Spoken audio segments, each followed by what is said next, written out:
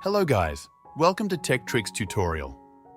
In today's video, I will show you how to screenshot a selected area on your PC. First, press the Windows key, Shift, and S keys on your keyboard at the same time. This opens the snipping tool overlay. Your screen will dim slightly and your mouse cursor will turn into a crosshair. Click and drag your mouse to select the area of the screen you want to capture. Once you release the mouse, the screenshot will be automatically copied to your clipboard. A small preview will appear in the bottom right corner of your screen. If you want to save or edit the screenshot, click on the preview.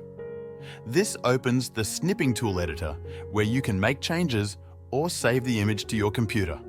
If you don't click the preview, you can still paste the screenshot directly into apps like Word, Paint, or an email by pressing Ctrl and V. That's it for this quick tutorial. Thanks for watching this tutorial.